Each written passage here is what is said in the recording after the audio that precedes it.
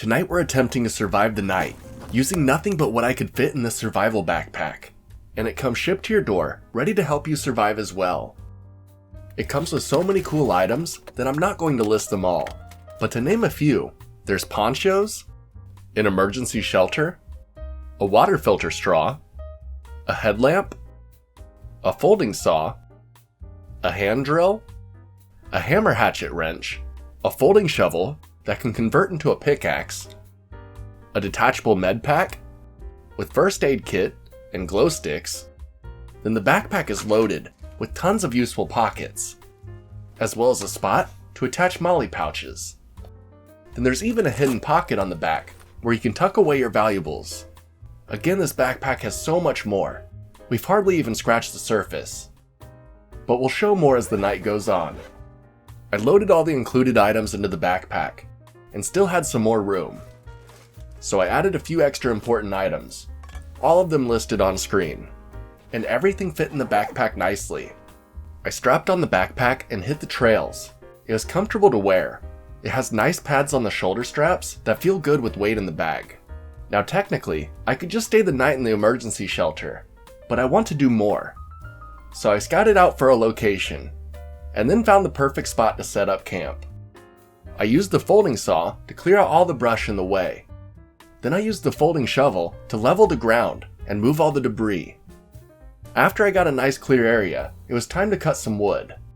I tried using the wire saw, and it kind of worked, but it was hard on the fingers. So I tried using the hammer hatchet wrench to cut down a tree, and that kind of worked as well, but the folding saw was so much easier. So now that I had a nice support beam, I measured out where the roof was going to be, and got a reference for how long to cut the branches. I used the folding saw and cut down a bunch of branches at the same length. Then I used the included paracord rope to hang the support beam. I then connected some sidewalls to the frame and dug the other side into the edge of the hill. The paracord held up fine, but I used it all up wrapping those fat trees, so I had to use my trailer straps that I brought with me to finish securing the frame. After I was happy with the frame, I piled on brush to make a debris shelter. It was starting to take shape, so I laid down inside to see how it feels, and it's going to work great.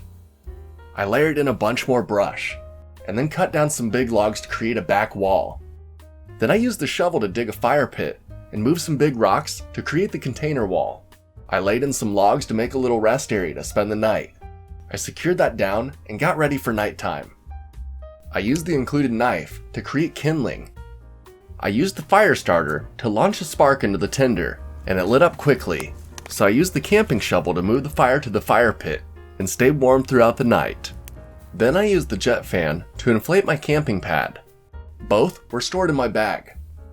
Then I used the headlamp and compass to go on a night hike and find my way to the creek. I found a flowing water source and collected water using a pot that I stored in my backpack from home.